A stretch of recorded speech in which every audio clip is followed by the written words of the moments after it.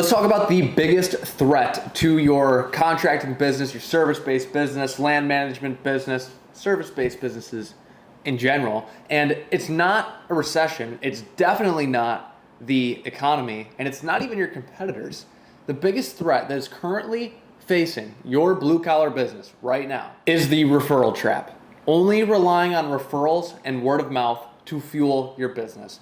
If all of your business is strictly coming from word of mouth and referrals, or even over half of your work is coming from word of mouth and referrals, it's not predictable and it's not scalable. I've spoken with hundreds of companies, thousands of companies that have all struggled with this exact same issue. And the problem is even the more well-established companies that have been around for years at this point now, and obviously we're in 2025 at this point, they're starting to lose steam and they're starting to lose a lot of momentum at a rate that I've never seen really before. And it really comes down to the simple denominator that they don't have diversified acquisition sources. All of their work is just coming from word of mouth and referrals. They're waiting for the phone to ring, or they wait for somebody to stumble across their website, or wait for somebody to send a referral their way, or a repeat client has more work for them to do. And this is the biggest threat that's facing your business at this point now. So in this video, we're going to be going over what we refer to as the digital acquisition web, right? And we're going to be going over a handful of different methods that are away from, they will generate more referrals and word of mouth customers for you, but they will keep you in front of new buyers consistently, new buyers that have no idea who you are.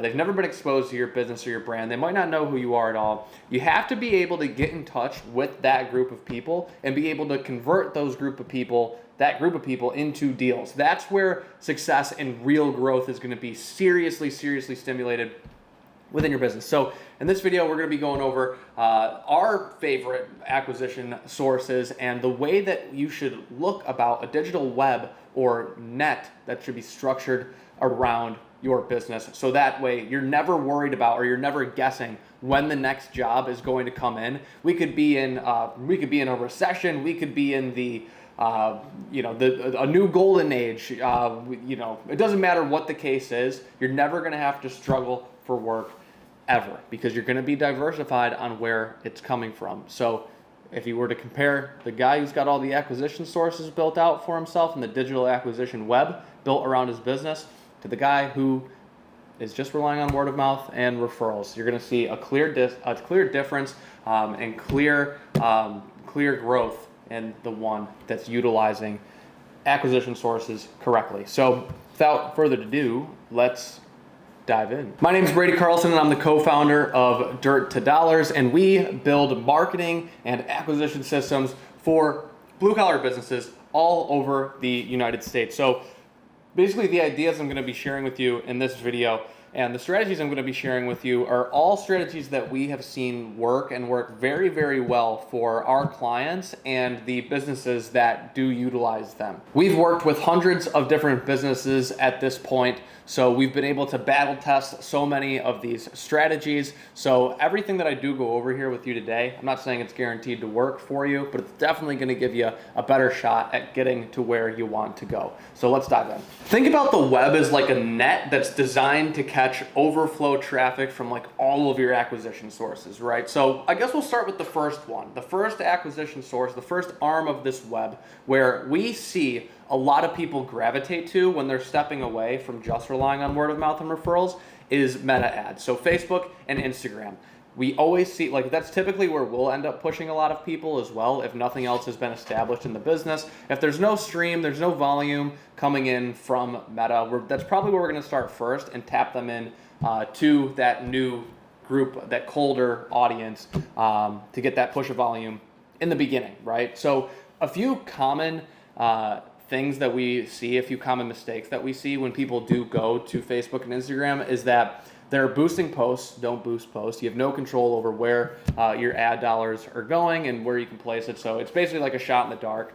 So highly recommend staying away from boosting posts and just posting on Marketplace, or just organically posting to your Facebook page and calling it digital advertising, which obviously you should do, but that's organic, right? And you're still just kind of waiting for people to just stumble across you and find you if you're just posting things and not actually running true ad campaigns to Facebook and Instagram. Now, Facebook owns Instagram, so you can kind of, knock down two birds with one stone here and go after both platforms at the same time. Where you want to find yourself is in a Meta ad account. That's where you want to be. You want to find yourself in a Facebook ad account, so that way you can actually manually craft the campaigns, craft your ads, craft the campaigns in there, and then actually place them in front of the people with a much higher chance of it being that ideal buying demographic that actually you want to see your content, instead of just showing it to anybody and everybody. It'll allow you to take full control over your ad dollars and divert them to places that are going to be the most potent, right? And the most potent that's going to be able to get you to attract the most leads,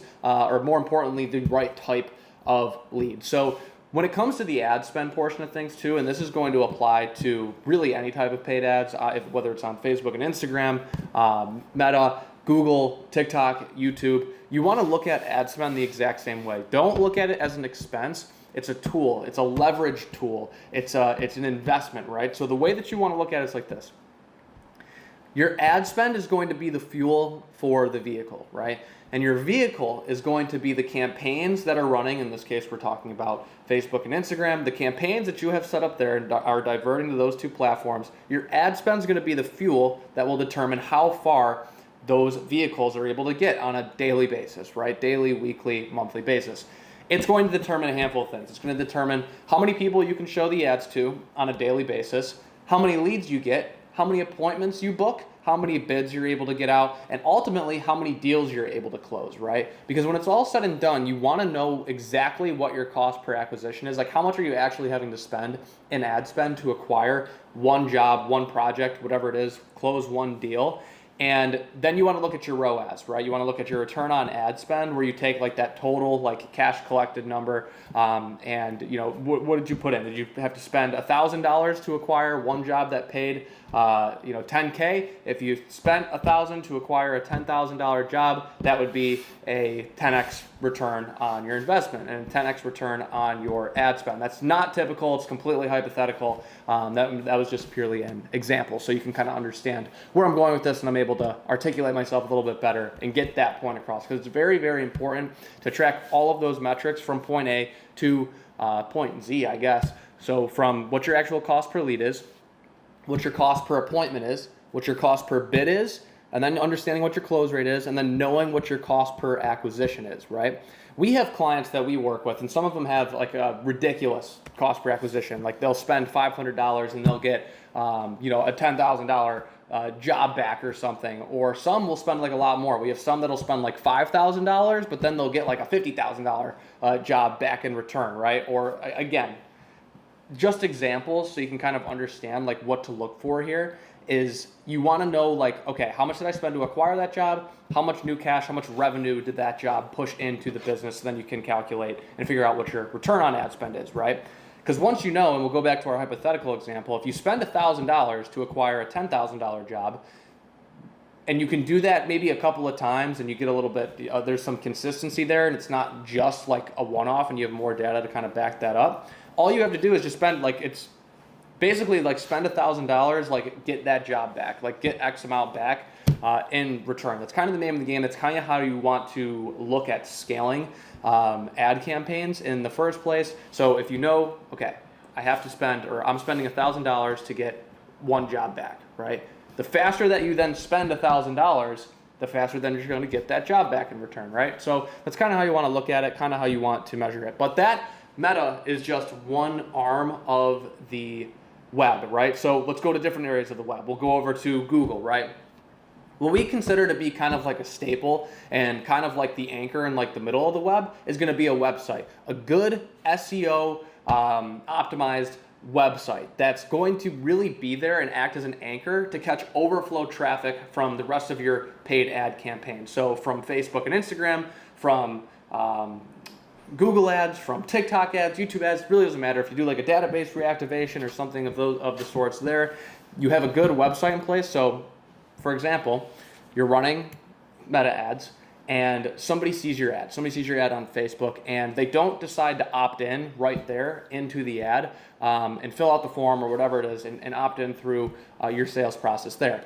They click on your page, they snoop around a little bit, they see your website in the About section on your page, and they go to your website, right? And if your website is optimized to capture leads and convert leads that didn't convert on your paid ad campaigns, so instead of not catching it on the meta ad, you're now catching it on your website. So you can kind of see and start to visualize how the web is going to be built out here. It's stability. It's stability in every section of it, and using one campaign to benefit another, and then having, you know, your organic, your website, the anchor, kind of everything set in the middle. So it's like there's no holes in the net. Like people can bounce around as much as they want. Like they'll go from Facebook to then TikTok, and they can, you know, retarget them on TikTok. They can see your ad there, right?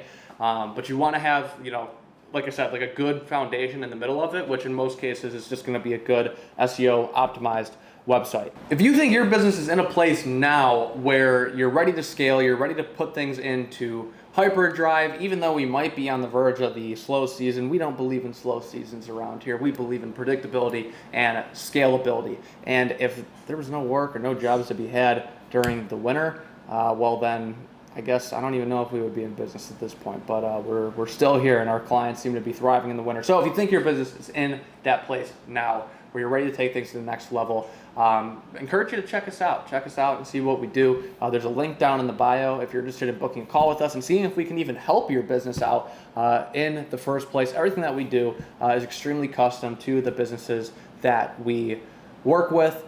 And we tailor, obviously, all the plans, all the marketing and acquisition plans accordingly to each business that we work with. So if you're interested and you want to see what we can do for you, there's a link down in the bio. Drop it down there. Book a call with us, quick 10 to 15-minute phone call. Speak with somebody from our team, and we'll see if it's a good fit and if we can make something work. Back into the video.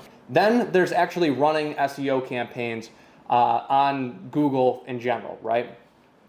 Having a good SEO website and then running SEO campaigns where you're actually pushing certain keywords from your website to actually rank on Google. So when somebody, you know, looks up, land clearing contractor near me or roofer near me, right? You pop up like at the top of that list. Like that's ultimately the goal with SEO. That takes a lot of time to do. It takes a lot of time to optimize.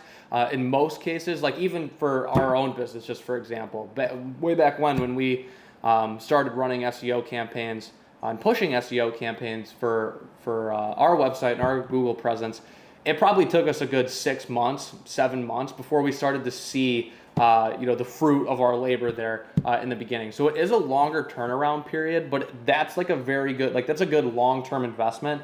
And I recommend like starting it as soon as you possibly can. So that way, you know, down the road, you'll start to see the organic leads, the free leads, if you will, coming in and finding you that way, just because you have very good SEO. And your Google presence is tip top and it's dialed in. So that's going to be super important as well. But an SEO campaign, we'd consider that like its own arm of the web that kind of plays into everything else working as well. So I don't want to like lose anybody here, but if you're still following me, what's also cool is through Meta, you can actually retarget like the website traffic, right? So if somebody finds you on Google, right, the first place that they have experience with your business or seeing something about you is on Google. They click on your website, right?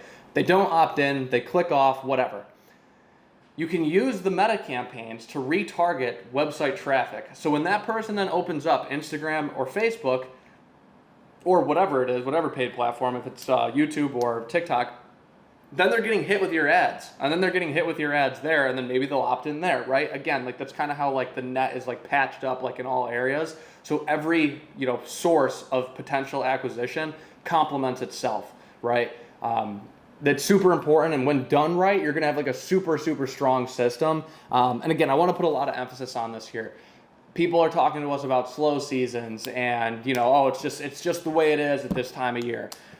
There's no reason to think like that. There's no reason to think like that. You can close deals any time of the year. It doesn't matter when it is. You can still entertain buyers in the middle of the winter. It doesn't, or when you're busy in the summer. It really doesn't matter. And I think if you remove, like, because what we see is like so many contractors. I'm probably going to get some hate for this, but they use like the slow season and like, oh, like the economy right now is the reason like why I can't scale my business.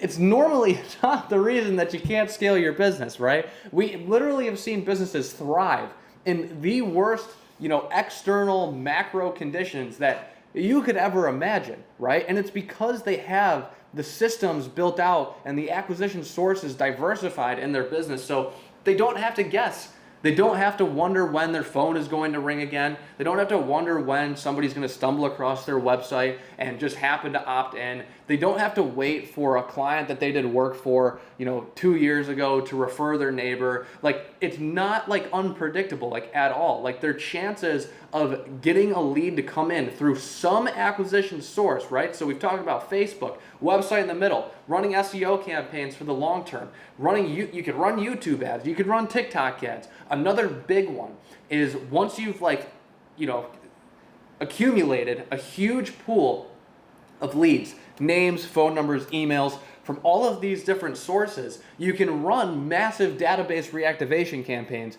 on all of these leads, right? So anybody that never closed with you, they didn't close with you at all, you were not able to convert them, you weren't able to get their project for whatever reason, or maybe it wasn't the right time for them, you get that list of names, phone numbers, and emails. You can you can run a huge campaign where you're blasting them with emails, with texts, whatever, getting them to engage. Maybe you have some type of seasonal offer that you can run for your business, or at this time, Black Friday is coming up. Run a Black Friday deal or special to this entire huge database that you should be building up of all of the names, phone numbers, and emails that have ever interacted with your business to go reignite old sales conversations, get people to start talking about getting their project done again, getting their job completed. When all of this is done correctly, that's where on the back end you could really start to leverage the data that you collect from organic or paid traffic, right? So the database reactivations are going to be huge, and you can do those seasonally. So like